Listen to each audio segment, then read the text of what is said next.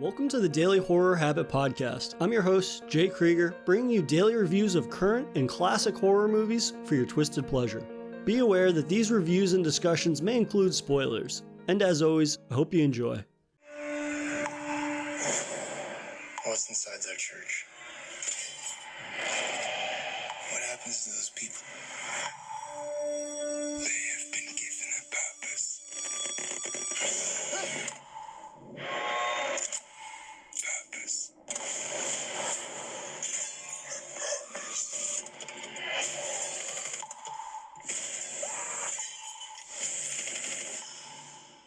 Purpose. Chase? He's dead.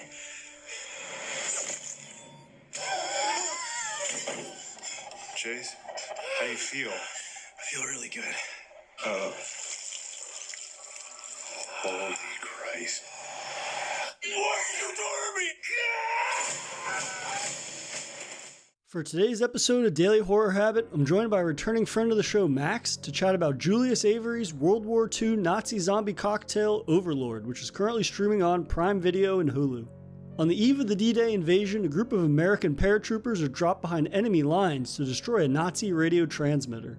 However, the paratroopers soon uncover the dastardly and otherworldly human experiments that the Nazis are conducting, which could turn the tide of the war. So, without further ado, here's our discussion on Overlord. Maxx, welcome back to the show, man. It's been a minute. Yeah, how you doing? Not too bad. I'm excited to talk Overlord with you, a film that I'm interested to hear what you think, because this was a first-time watch for you. I've seen this now a couple of times, and it's a film that took a while to grow on me, so I'm really curious to hear how your first viewing of it went. Right. I liked it, and I guess it was kind of different from some of the other movies that we talked about, because some of the other movies kind of were had like a deeper meaning, or like, an analogy for a larger societal message. But this was like really on the nose. Like, it was a really, what I would call like a day off movie or a hangover movie. Not like the movie The Hangover, but it's a movie you can watch, and it's not great, it's not terrible. You can kind of float in and out of it, and you don't really miss anything. But I feel like it was done well enough to hold your attention. Going through it, my expectation wasn't huge. I didn't expect to like walk away and, once the movie was over, have to like kind of sit on my couch and unpack what I just watched. It was entertaining. I thought it was very entertaining. Yeah, it's definitely one of those movies that initially you can't not really be entertained with it. But again, like you said, it's kind of like this, just kind of, you sit back and you enjoy it for the sort of popcorn movie that it is. And I don't know about your expectations for the movie, but I remember I saw it in the theater with actually our mutual friend Berto, and I remember walking away being a little disappointed just based off of like my preconceived notions from like the trailers, right? Because the trailers, I don't know if you saw them back in the day before this came out, but they were very much hyping up the sort of like horror angle of it and like the Nazi zombie premise. And so when I actually saw the movie, I was surprised that it actually does a lot more than just that. And if anything, it doesn't necessarily like lean into the Nazi zombie part as much as maybe as it could. Like, it's such a sort of like an interesting cocktail of being like a World War II action movie and a competent one, but then also the Nazi zombie angle. So I'm curious how you think they kind of blend action and horror together. How do you think they made out with that? I would say it was more of an action movie than a horror movie. They did touch upon some horror aspects, definitely, gore, but you really didn't get much of the zombies until the last 20 minutes, the last half hour. And they were more, I would even say they're zombies more than mutants or something, they're more, if it was instead of saying zombies, if they went more for like the Frankenstein path, then I think that would have been more believable. But when they just said zombies, yeah, they brought people back to life, but it was more of they pulled dead bodies and they resuscitated them instead of, resurrecting corpses. I felt it was a little different. And it was more action than horror, I would say. Yeah, and I think that is probably by design that it's more action than horror, just because like J.J. Abrams is involved. It has this sort of big production budget on it. It feels kind of made for the mass market, but there still is that kind of strange and unique horror aspect to it. But I think that it's very purposeful that they sort of put all of the horror stuff into the back end of the film, right? So kind of like audiences can get into the movie a little easier, maybe like more general audiences, in that it opens up just like a World War II epic, right? You kind of have the 101st Airborne that are dropping behind enemy lines on the eve of D-Day. And I think that element is really, really good. I don't think it's disparaging to say that this is more action than horror in a lot of ways, because the action, I think, is so well done. Like that first drop down into France scene when their ship is getting shot to shit, and then they have to jump out in the middle while the ship is like basically blowing up in midair. Like that's such a very common sort of scene to play out in a World War II movie, right? I mean, how many times have you seen that in World War II movies? But I feel like it's executed on in such a way that is a lot more competent, and it feels very heightened in a way that I think it's excusable that this might be sort of traditional action moments or beats for a World War II movie, and yet it's just executed on in a way that I think is really, really phenomenal, that it's cognizant of that, right? It's not really like setting out to redefine anything, which I think is telling that that's how they open the film. Right. It stayed in its lane. You know, it was a World War II movie with this kind of sci-fi aspect to it. And you mentioned that opening scene of how I think he did a really good job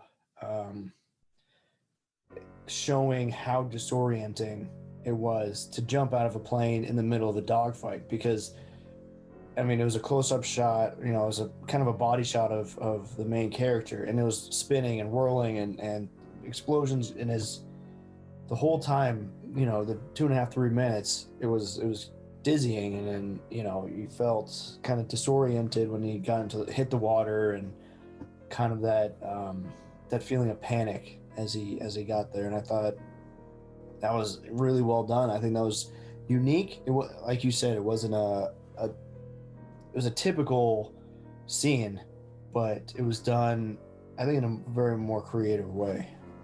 Yeah, definitely. And I think that they even do that with sort of establishing the characters, right? Every single character that we meet on that drop plane is a character that you've seen in how many countless World War II movies, right? You've got the one guy that speaks German, you've got the shit talker, you've got the sort of like mysterious sergeant who punched the captain supposedly, and then you have, of course, like the newbie that gets hazed.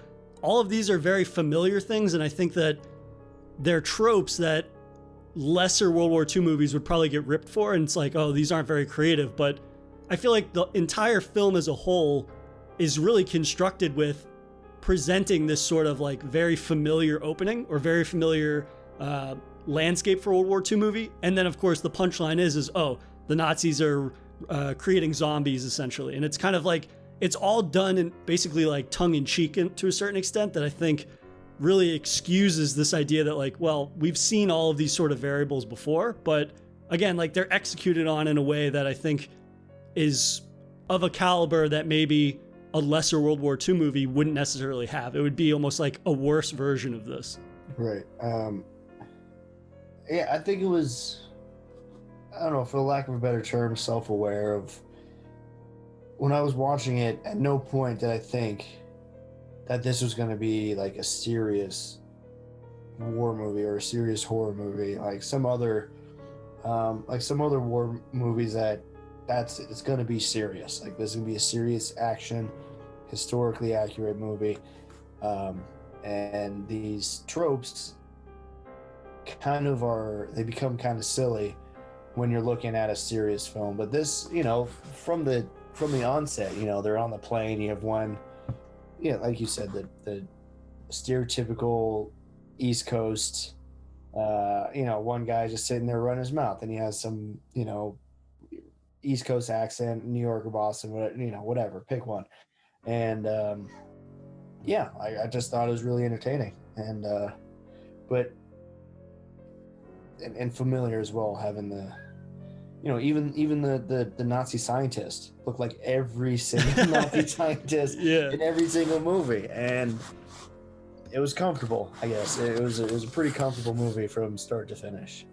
Yeah, and I think that what really surprises me the most about Overlord and on every single rewatch is that you go from these kind of just very familiar tropes, but then again and again, I'm really impressed with just the quality of the execution on a lot of the different sort of, again, very traditional scenes that Julius Avery really does a fantastic job of kind of just heightening everything, right? I mean, I don't know about you, but I really enjoyed a lot of the shootouts in the film, which are more strictly the World War II action type scenes that we've probably seen before, but I feel like everything is more impactful than it normally feels. And it just, everything has a certain sort of like pulpy, exaggerated angle to it, right? I mean, there's lots of sort of little moments that it's not like quote unquote historically accurate or whatever. And the movie doesn't set out to be that, obviously, in terms of how it evolves.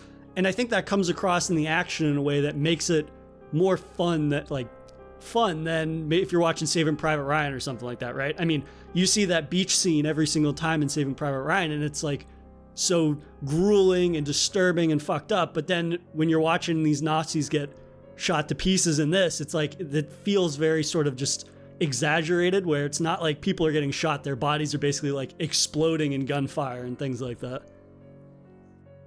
It walks that line of almost absurdity where like it's entertaining, but it's not like some out of pocket people are getting, you see someone's head gets blown up, you know, like you see the headshots and you know you see the kind of your main characters dodging way more bullets than they should, you know, and the no-name Nazi soldiers pretty much missing every shot. And is that accurate? Of course not. These guys would have been dead 3.5 hours ago, you know. But it's still it's just absurd enough to be entertaining, and it's also just absurd enough where it's not unbelievable. Yeah, it never becomes really slapsticky, but you get these kind of heightened action moments where like Wyatt Russell's character is like blind firing around corners, or one of the guys is shooting machine gunners that are like a football field away with a handgun while he couldn't hit them with a rifle and stuff like that. But I feel that, again, it's such a heightened and exaggerated form of violence that it's just fun through and through. And it doesn't, obviously, they try to kind of craft this emotional weight between the characters, which I don't necessarily think is all that strong, but the film itself is like, hey, we're going to go to this ridiculous place where we're going to have zombies in the film, right? And so it's like, rather than try to give you a serious World War II film with Nazi zombies in it, they just kind of go for this almost like video gamey feel, kind of, that I think is a tone that, had they not tried to strike that tone, like you said, they want to not be too absurdist, but at the same time, they realize like, we can't try to have this have the emotional stakes of a Saving Private Ryan or a Fury or whatever. And so I think that tone is really consistent throughout the movie. And if anything, like in getting to revisit the movie and realizing what it's going for, I think it's just a really creative blending of the two sort of genres, and it makes for a fun watch every time for me. I was going to say also, and just something that really stands out to me that I'm curious if it stood out to you, is sort of just like the sound design. I don't know about you, but like I got to see this in the theater the first time, and I just remember being so taken by just like the authenticity of how everything sounds. And that was in a theater setting, but even at home when I was watching it the other night before talking to you, I just feel like there's such a heightened sense of awareness of what's happening, whether it be like a shootout or just like being in that dingy Nazi lab and hearing the roars from all the test subjects and stuff. I felt like that kind of just really heightens every instance that really needs it. Yeah, I would agree. And you always have just this lingering growl of, you know, a growl over here, a scream over there, you know, or just weird squishing noises or whatever else is going on. You know, like I think that the audio quality, even with the when they go up to the house, the aunt, you know, hearing the aunt when they first walk in and just kind of hearing her constantly, but not so loud that it overtakes the scene where, you know, it's like, oh, how can you ignore that? Like, why isn't anyone going to look there, but it's kind of like, you know, she's coughing and groaning. What's wrong with her? Oh, she's sick. Is she? But, you know, there's still that kind of mystery. As a viewer, you know she's not sick. You know there's, you know, a whole another thing going on, but it's still subtle enough. I think throughout the whole movie, maybe except for the Nazi captain who, you know, shoots himself up, I think they do a good job with their subtlety, and that, you know, it's not, you know, the Nazi soldiers, they're of course bad, and like everything is done very subtly, but also kind of, you know, ridiculous. Yeah, and I think that the movie does a great job of sort of transitioning from being just a straight up World War II action epic into the horror elements, right? It doesn't start right away, and I remember initially thinking that transition was pretty slow, but it's something that I think I've appreciated more every time I watch it. This idea that it's not just Nazi zombies from the jump, right? And I think that that's important in kind of establishing that tone that we keep coming back to, and that sort of balance between it being a heightened form of entertaining and being sort of just like over the top, but never being slapsticky to the point where you're just like, okay, this is just completely ridiculous.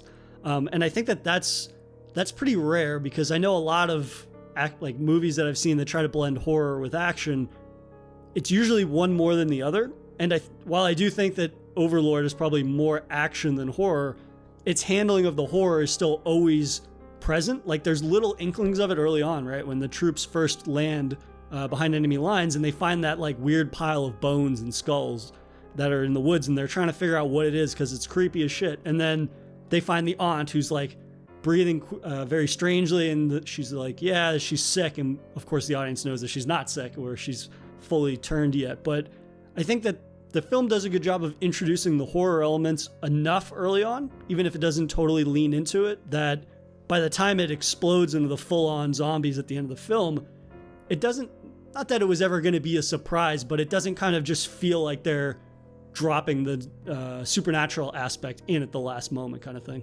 Right. I think we've discussed kind of some of the directors who throw the horror aspect in your face, like really aggressively early on in the movie, and how that's kind of off-putting or desensitizes the audience to this horror aspect. And it's, you know, that it goes from an action movie to kind of like a mystery, like what's kind of going on, and it's this guy going through and figuring out. And then, of course, he walks in and he sees these dismembered bodies. He sees that woman's head.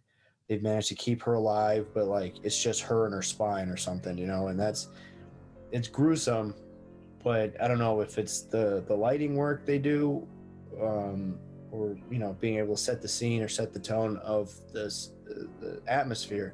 But it's never like dingy and oppressive. There's still this kind of light, like you said, a video game almost air to it. And, you know, that transition into the horror aspect where they're, what's his name? The guy who got shot in the attic. And then Waffner. When their first experience of the serum. That was Chase, the paratrooper. Yeah. Mm-hmm. And that first experience is the horror. I think that's their first real taste of the horror, the magnitude of what they're dealing with. Mm-hmm.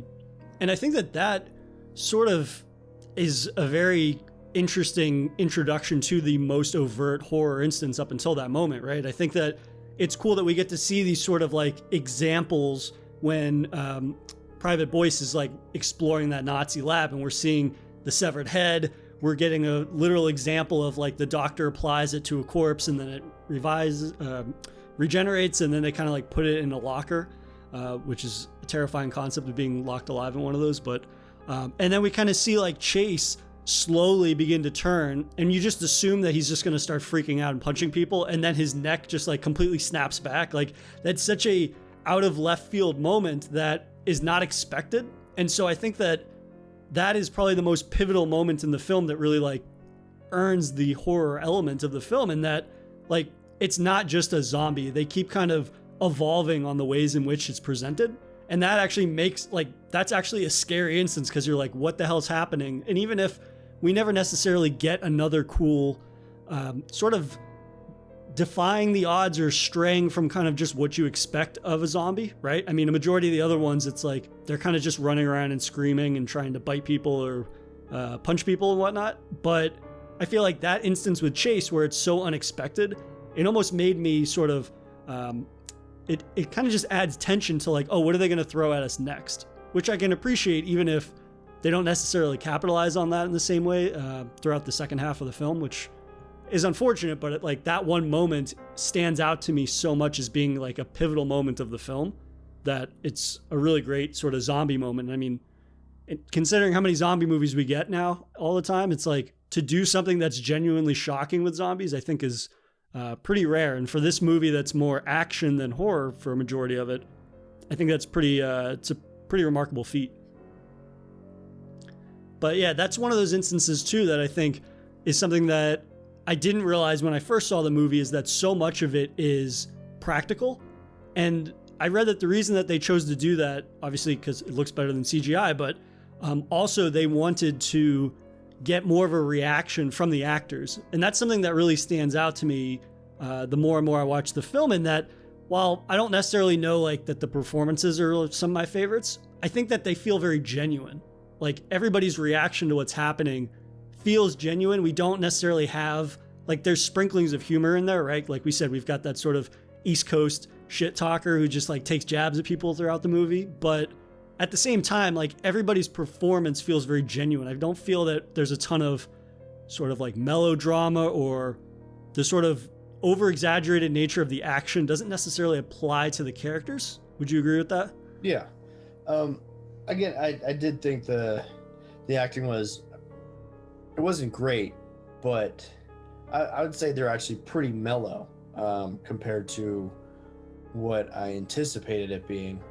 Because in some of these cases, or some of these movies, you get a lot of overacting and, oh, we gotta get out of here. You know, it's not. But Yeah. there was a sense of urgency throughout the whole movie, but you know, maybe I think the corniest part was the most cliche, I think, moment was when they were torturing the Nazi captain, and you know, she's like, oh man, you gotta stop, let me do my job, like, you know.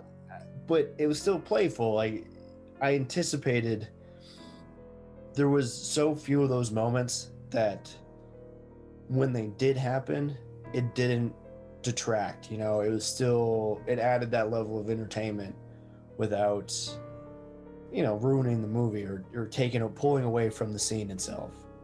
Yeah, I think that scene is one that definitely stands out as being like the most kind of just what you would expect from one of these movies. But at the same time, the film is so fleeting in having a number of moments like that, right? I think there's one or two maybe moments like that in the entire movie. It's almost 2 hours. And I think having that restraint definitely is a positive in terms of just like the overall experience of the film. And I do think that the film didn't need to be quite as long as it was, but at the same time, it sort of just shows that they were really committed to giving us a decent amount of action, having some more or less like cliched squad interaction moments, having that sort of like back and forth morality about like, if we treat our enemies like shit, are we any better kind of thing. But at the same time, it does enough in this sort of like horror grindhouse action cocktail that it's really impressive to me that it never gets bogged down in any one particular influence that it has, or any one particular sort of tone, as it were. Like, it really does feel, and I think that's why the movie is so much fun to watch. Like you said, it's kind of like you throw it on in the background or whatever, and it's like entertaining enough. And it is one of those movies that you could so easily bog it down in something that's very unnecessary, to the point where you're just like, okay, we need to like speed this up. But even for a movie that's almost 2 hours, like this movie doesn't really drag that much, other than sort of just in getting started, I guess. But it is one of those movies that I think really handles that balance much better than a lot do, because I just watched one recently that was on Netflix, a World War II horror movie called, I think it's called Ghosts of War, but it was one of those movies that it's like, it's only 90 minutes and it feels like it's a 2 hour movie, which I'm amazed that Overlord never really becomes, and that's sort of just a credit to the way that it's able to employ all these various influences. Yeah, I didn't even realize it was 2 hours. I think it's like an hour and 50 or something like that, but yeah. Yeah, and a lot of these action movies, they tend to drag on a lot of montages of the characters getting ready to fight, traveling montages, you know, and you don't ever have those. I think there's one planning scene that, you know, they had underneath the bridge before, you know, they started their kind of, you know, descent onto the church, or, you know, to infiltrate the church. And that was what, a minute, 2 minutes, where they're like, you do this, you guys do that, can you handle this? Yes, I can. let's go, let's get it. And everything was, you know, I mean, for the most part, worked according to plan. And I really appreciate that they didn't have, you know, all right, let's lay all our gear out on the table. Let's see, how many bullets do you have? How many of that round do you have? And oh, I got 15. 6 ammo checks. Yeah, and I was like, it was very concise. It was, the whole movie kind of moved along, and there's enough break between slow and fast parts that the 2 hour runtime didn't notice.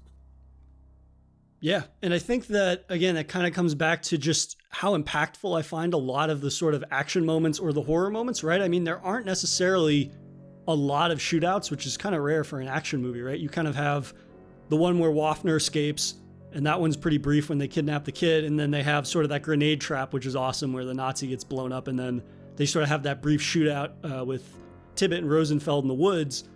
And there's only a couple instances like that in the movie, but I feel like each one of them is made memorable in some way. One, the guy gets shot in the face, and then you see later like how awesome his zombie face looks, and then sort of like obviously the grenade trap, you get to see this Nazi get blown to bits. But it's just very, I think it's a sign of a filmmaker that has a very kind of just distinct vision for what he wants each scene to, the purpose of it, essentially. Like for Julius Avery to be very clear and like, I'm not going to give you 6 or 7 scenes and none of them are memorable, really. It's kind of just like exactly what you would expect.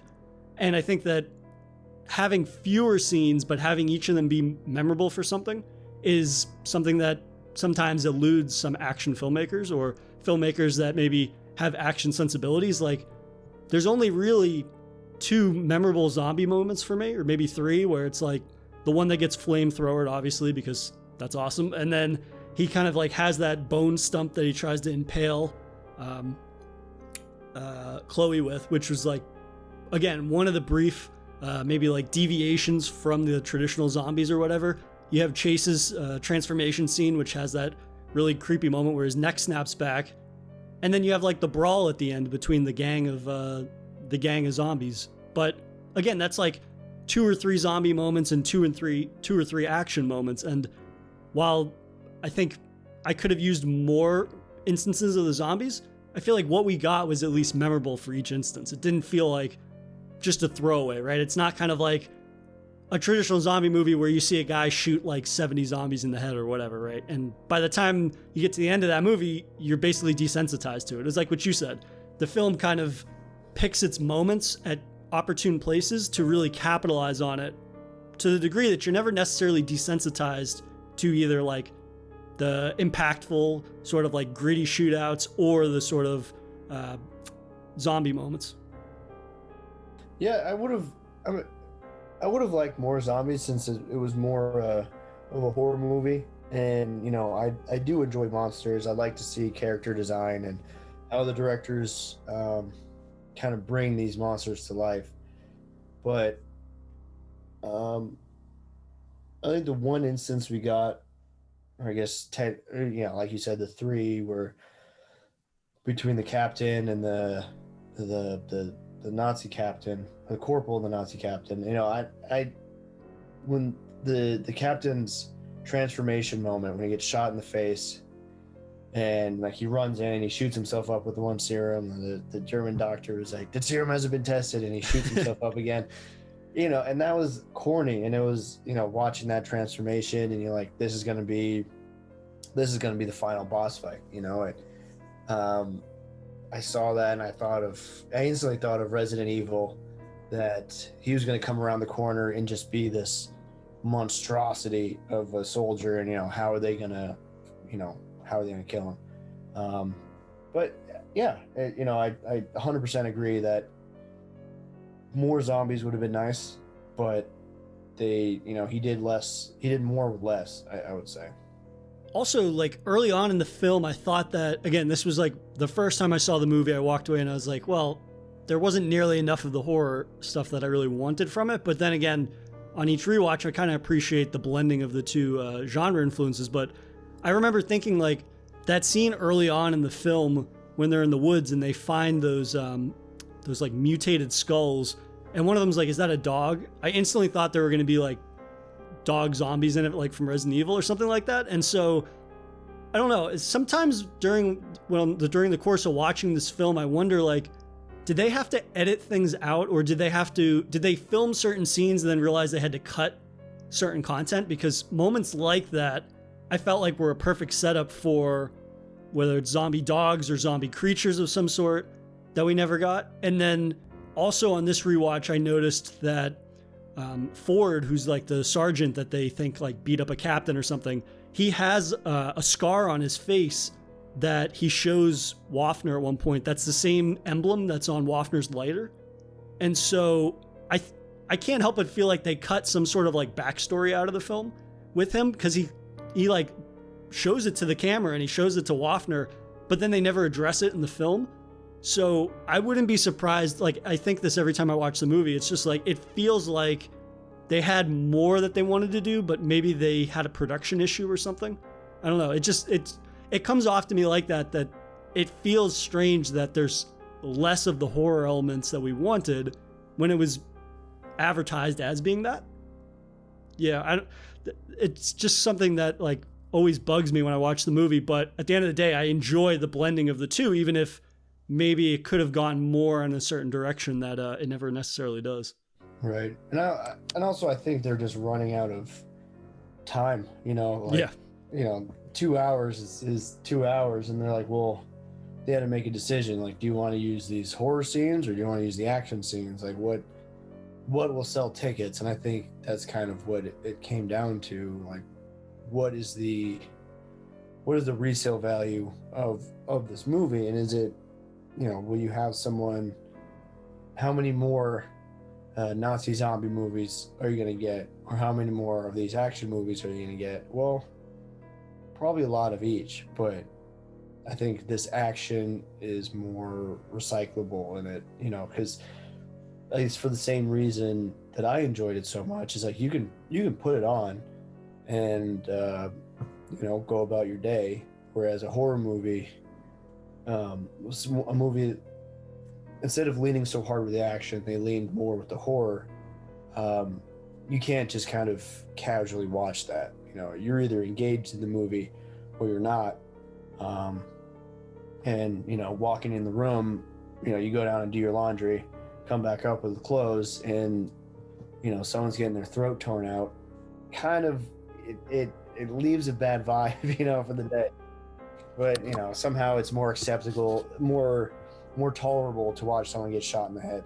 But whatever. I didn't notice that, but next time I watch it, I'll keep an eye out for it. I think that what the movie does so well is that it's able to incorporate both of its influences in a way where, kind of like you said, if you're watching a horror movie, certain moments only pop if the build-up to it has worked for you, right? Has it been engaging throughout? Has it been building tension? Are you not losing interest, or like, is the film not losing the momentum to build to that moment?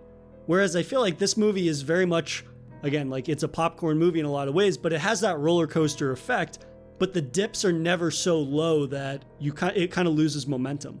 And I think that's important, because every time it gets to one of those peaks, and it's whether it's an action or a horror centric moment, the next dip is never long enough that you can really lose focus in it. So that way, when you have one of those moments, even if you have it on in the background or whatever, when those moments happen, they're just as impactful as if you'd been sitting there from the very beginning, or if maybe you got up to do something and come back. Like, those moments still hit in a way that I think make this movie very rewatchable, in the sense that yeah, it is action, and I try to not use the term like mindless action or mindless fun type thing, but I think that it's just very much sort of like the pure essence of whether it be satisfying action or satisfying horror, right? It kind of touches upon those primal elements of each respective genre and capitalizes on it in a way that is just entertaining and fun. And it's one of those movies that I wish I could see in the theaters again, because I mean, it's one of those things where it's like, yeah, you can feel sort of the energy in the theater where you have these awesome action moments,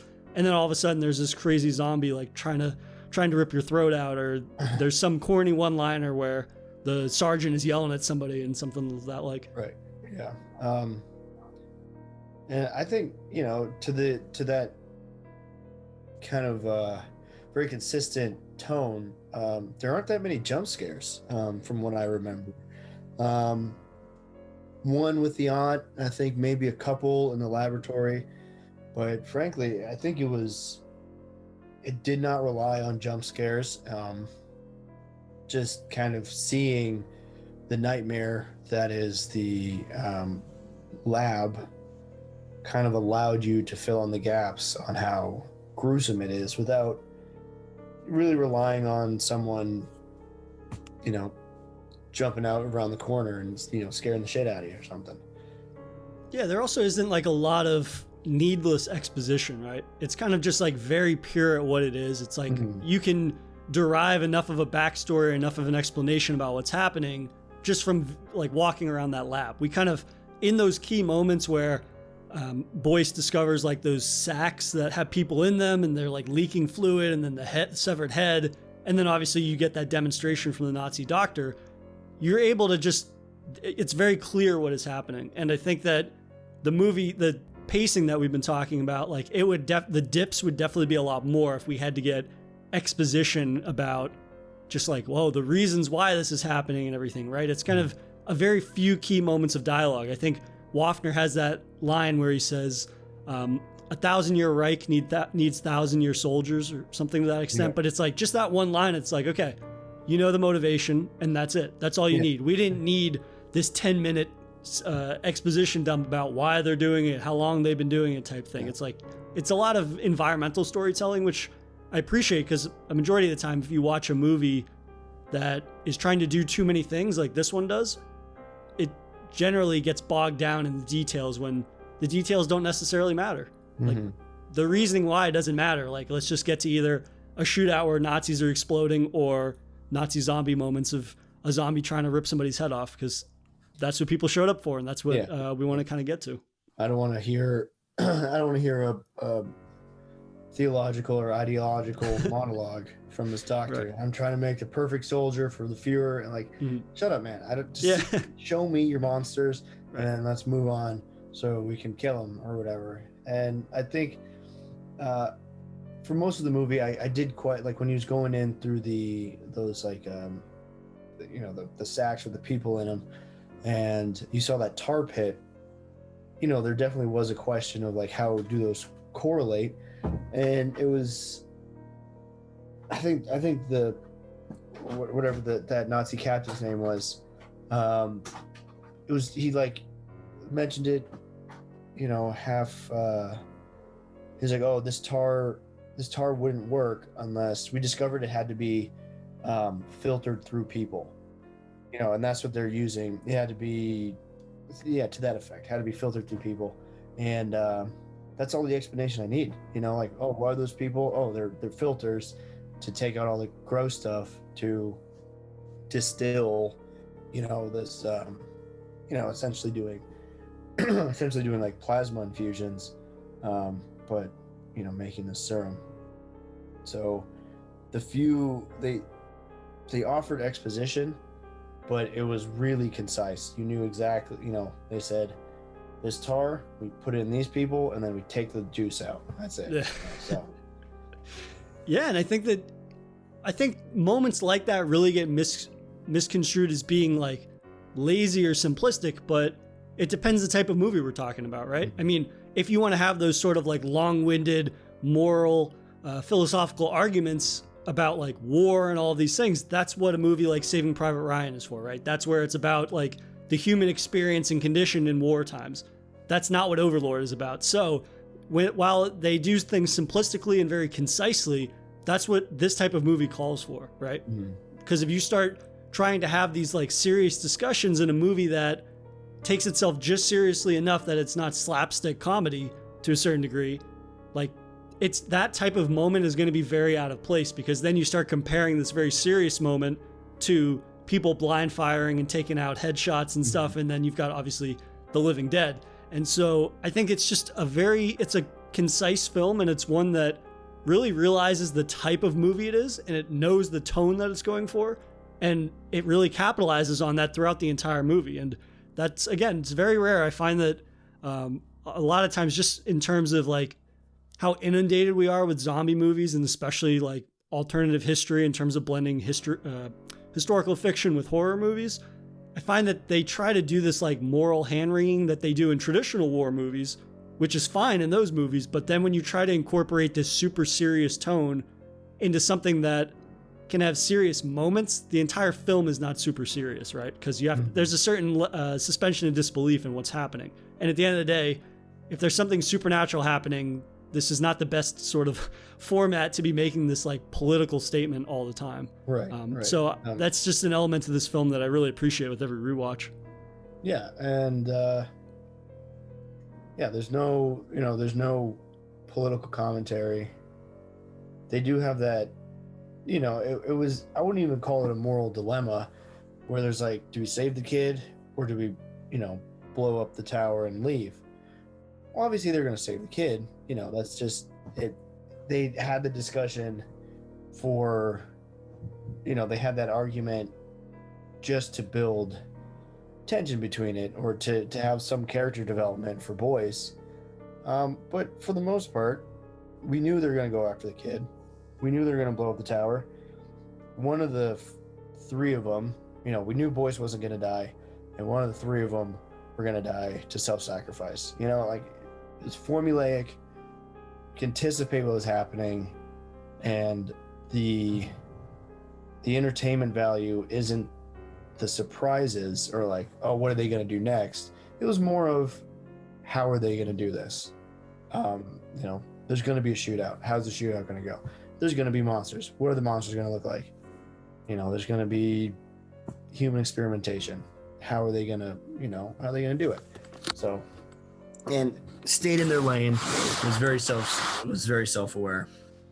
Yeah, it kind of just has the kind of just predictable character arcs, or the sort of predictable structure enough just to keep the plot on the rails and keep things moving in a direction that is familiar. But then, like you said, it's more about them doing these very traditional moments in ways that are surprising or shocking, or just a really cool blending of like action and horror, which I think for the most part it really succeeds at doing. And it makes for a film that I can't really compare it to a lot of other films. Obviously there have been other World War II horror films, but I feel like this one really excels in both categories, even if, again, I don't think we necessarily get enough of the horror elements that I would like. But at the same time, what's done, I think, even if it's not the most inspired in terms of the zombies, it still looks really good.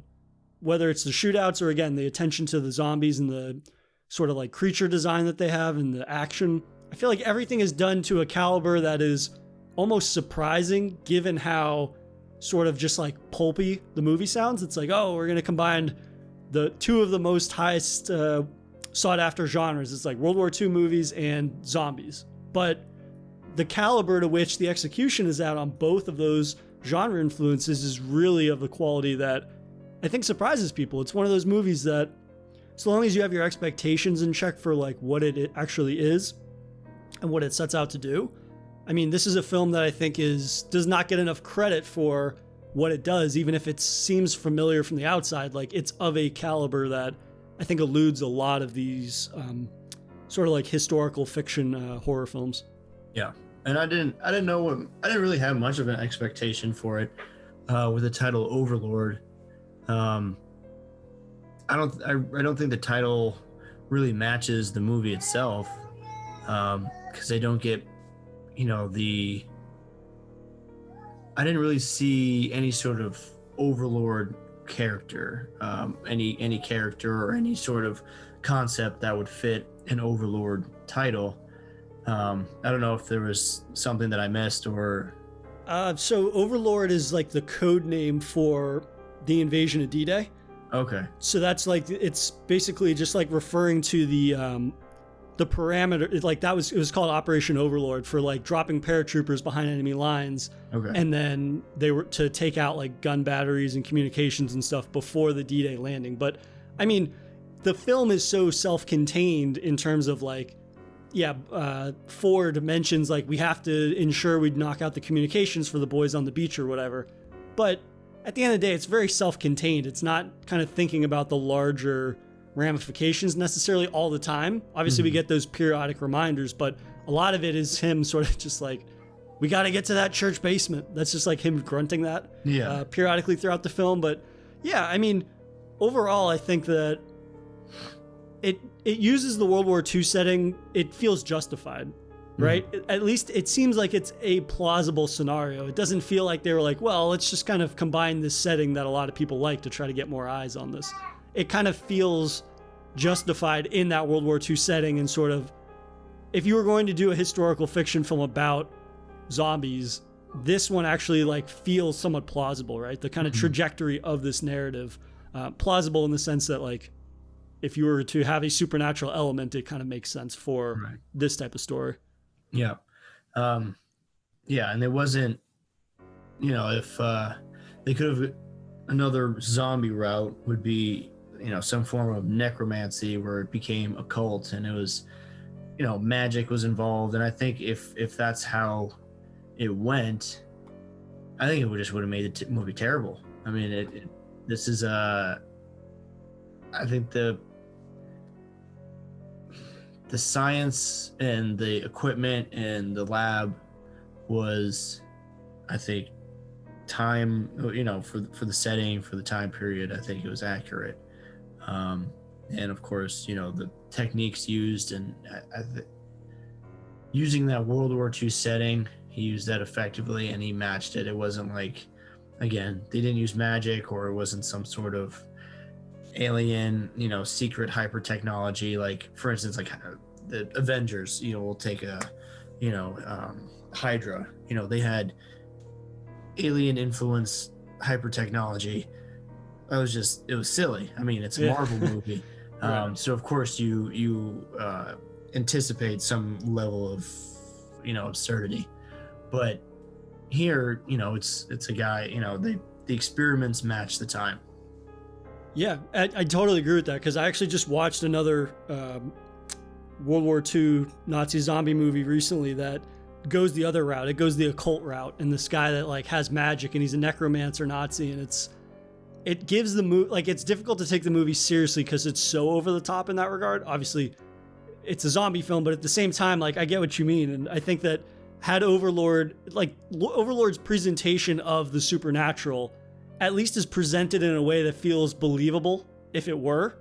You know what I mean? Like, it's not this sort of like magic. It's more so we've concocted some kind of chemical through experimentation in these things, where it's like, at least that's using the vernacular of what in real life is historically accurate. Obviously, we never quite got to the point where the Nazis developed zombie technology, but at least the presentation of the absurd doesn't feel absurd. And I think that, again, that kind of is about them finding this tone and really sticking with it. Because if they had this sort of like overt magic moment where he's like, Waffner's casting spells and all this shit, it would just kind of undo a lot of the atmosphere in the film. And again, it's not a super serious movie, but it would feel absurd. It wouldn't feel exaggerated. It would feel literally like absurd, to the point where I think it would be pretty distracting, probably.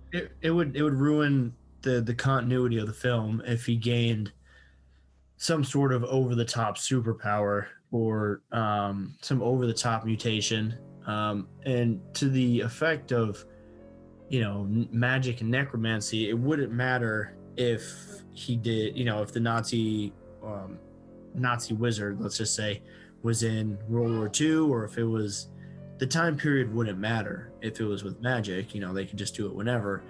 And so it would seem redundant to say this is a World War II Nazi or historical fiction. It could just be a fiction, and it just happens to be Nazis being the most palatable villain. But I think if you took this premise, if you took the story and then moved it out of that time period, I don't think it would have held its weight. You know, I think it would have been a far different movie, maybe not even as fluid as it is. I think something about it, it all very cohesive, and it works together really nice. There was another zombie. I watched this movie way back called Dead Snow. Have you seen that one? Yeah. And that's another zombie. That's what I thought this movie was going to be like when you said Nazi zombies. But I'm kind of glad it wasn't, because this was oddly refreshing that it wasn't. It was familiar but new at the same time.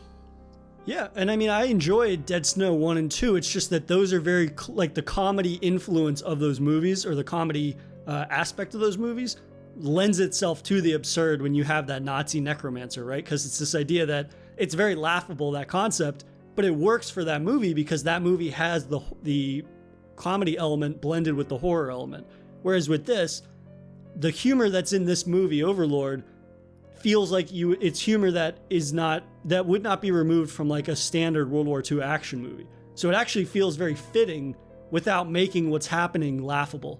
I don't know. One of my things with like a lot of horror comedy movies that makes them probably not my favorite subgenre of horror is just that they have a tendency to lean too much into the comedy versus the horror.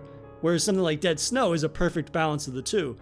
This movie I would never say is like a comedy, but at the same time, it does have humor in it that's used like very appropriately. So it doesn't take away from anything. If anything, it heightens the one genre influence that it is mostly apparent in. And I think that's an element of the film that works really well. And I mean, that's mostly thanks to the East Coast shit talker Tibbet, who is kind of like that character that facilitates that. But his character isn't a standout for being humor focused, because that is the trope that his character would have in any World War II action movie. So it doesn't feel distracting. If anything, it enhances that sort of like squad mentality and squad banter in a way that, again, it makes this movie fun from start to finish, whether it be World War II traditional action, the horror moments, or some of the humor between like the squad banter and whatnot. But in sort of wrapping up, were there any moments that really stood out to you that I kind of glossed over? No, not really. There's Rosenthal's character, who this might, now that you mentioned that they might have done a lot of editing, and affected people's backstories and everything. He doesn't, nothing really happens to him. They find him in, he's strapped down with a feeding tube, essentially. And then they pull him out, and then, over the course of the 24 hours that the final sequence happens, he's better. Like, there's no infection, there's no continuous bleeding. Like, I mean, he's running around firing a high caliber weapon almost immediately, like he had a hole in his gut, and nothing really happens.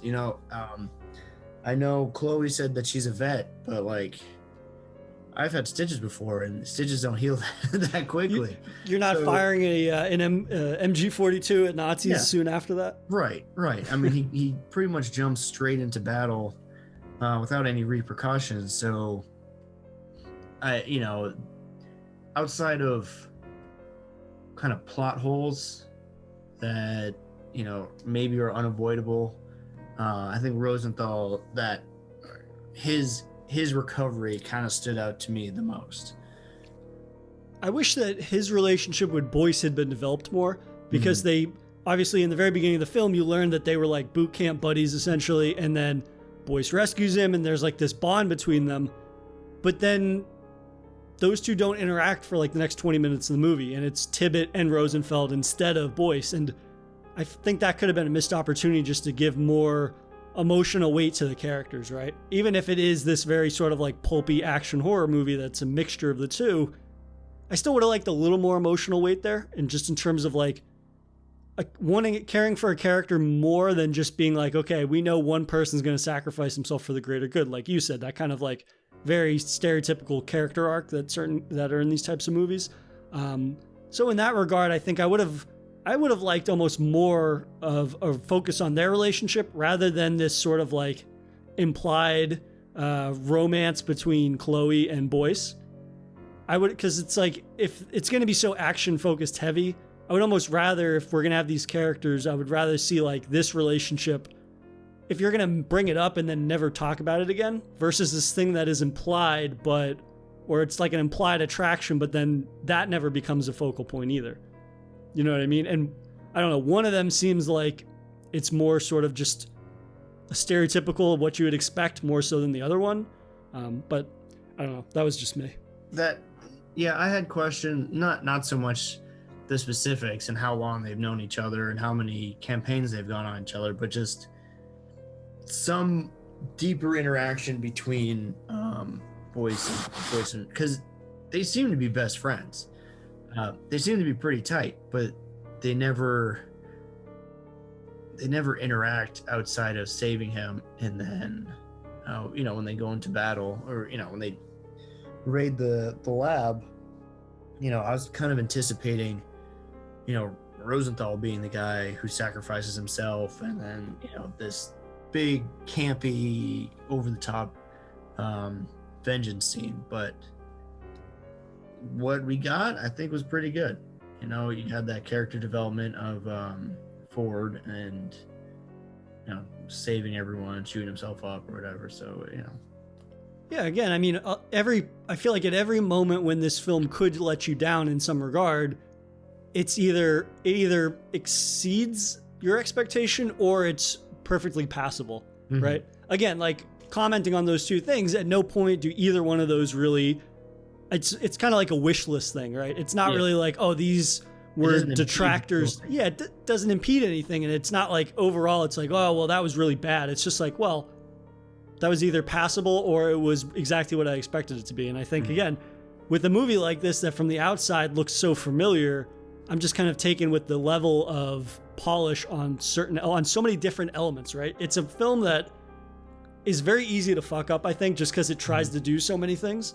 But at the end of the day, it's either average at exceeding expectations, or it surpasses them in terms of like the action and the horror bit. So yeah, this is definitely a movie I enjoyed revisiting, and I'm glad it sounds like you enjoyed your first viewing of it. Yeah, definitely. Well, yeah, man, this was a ton of fun to talk about this movie that I really don't think gets enough love. So I appreciate you coming on and chat Overlord with me. Yeah, thanks for recommending it. If you enjoyed this episode, please subscribe to Daily Horror Habit on your preferred streaming service, and follow the show on Instagram at Daily Horror Habit and on Twitter at Daily Horror Pod for episode updates. Thanks again for listening, and I'll see you guys next time.